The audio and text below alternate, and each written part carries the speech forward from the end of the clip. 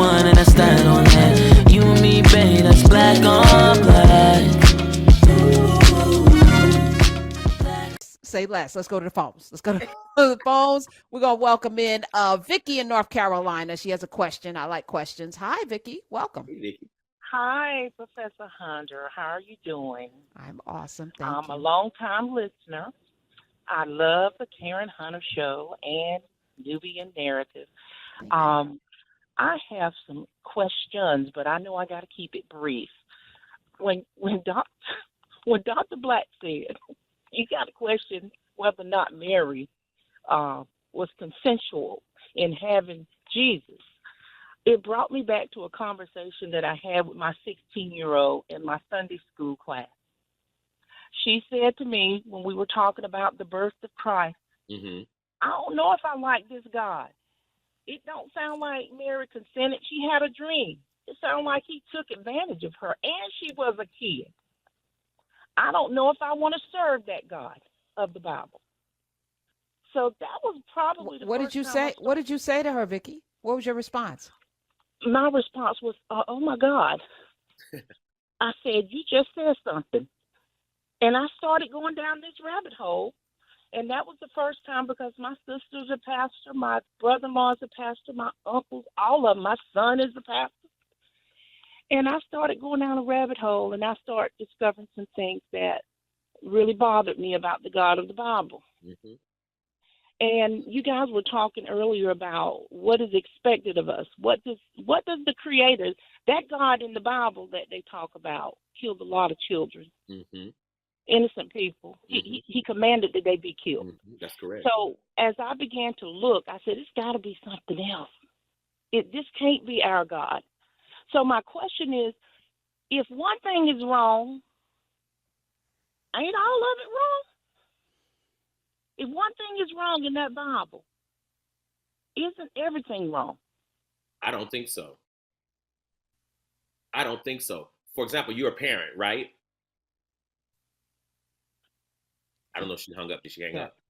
Okay. Well, what I tell is okay, she's there. She's there. You're a parent. Okay. Vicky, Yes. She says Yes, you're a parent, and you probably have made a mistake or two or three as a parent. Is that correct? Oh, yes.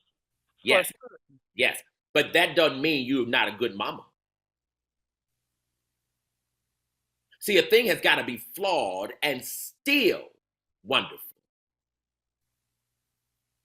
See, doesn't that go against the script that God is perfect? But see, part of the issue here is that perfection, we think perfection means without error. That's not what perfection means. Perfection means that one rides excellence.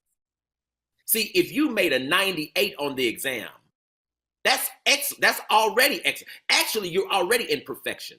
Because see, if a person's not careful, we think perfection means there's no room to grow. That's not perfection. That's arrogance. I mean, but it's God though, Dr. Black. Yes. Like, I'm struggling with my teeth. So it's God is already there. That's the goal. See, I'm not saying that. I'm not saying that. I think God grows. Where's the evidence for that? Because I think there are things in nature that God changes. I think there are things in nature that God revises. Woo! Karen Hunter. I think there are things in nature that God revises. God shifts things around in nature because it didn't quite work there the way I thought it would. And God moves it. There's floods because the river was, I had routed it to go that way, but I needed to come this way actually, right? There are all kinds of, nature changes all the time. That's the sign that God is in constant revision. Even the evolution of man. Of the evolution of human beings. That is absolutely correct. The reason God created an evolving thing is so that it could reach its excellence.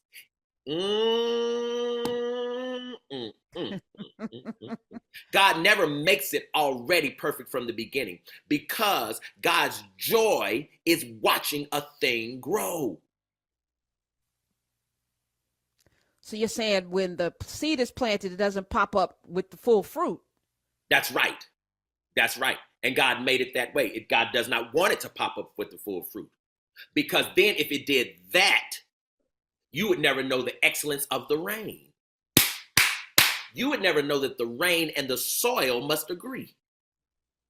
You would never know that the sun can interrupt the conversation between the soil and the rain. You would never know that the wind actually participates. Oh, God. And see, if any one of them is off, the seed can distort the seeds growing. But here's what's deep too. Here's what's deep too. The earth can be faulty and the seeds still sprout. Because what God is, Karen Hunter, what God is also doing is showing you that there is enough in the seed by itself that the other circumstances cannot determine whether you grow or not. That's nothing but a metaphor for, listen, your mama could be flawed and you can still be the Christ. Oh my God. Now, what do we do about Mary having this baby without consent? What do we do with? Do we throw that particular? What do we do with that? Because there's a lot of virgin births happening in different texts beyond the Bible, right. Beyond the Christian Bible. That's right. That's right. And theologians have been wrestling with this for years, quite frankly. But the way what most folks have done is to say Mary was blessed because if God did it, it's got to be right? It's got to be a blessing. Oh my God. This is why there are some people who could say, well, slavery did black people well because it got us to America. It got us to Jesus, which is the craziest thing I've ever heard of in my life, of course, right? Insanity. But the thing I think we do with this is to come and understand that this whole notion of Mary conceiving a child, all of this, right? It's actually a metaphor. It's a metaphor. We're taking too much of this literally. It's a metaphor, right? And the metaphor is that literally God gave Mary something she didn't ask for, but that it would turn around and save her. That's likewise us. God gives us gifts that we didn't ask for. But if you walk with it, it'll change your life. See, I walk with it as a metaphor. And there are things God gives me all the time that's not my preference. But if I walk it out, right, I'll see the genius of God in making me have it. All right, y'all sit with that.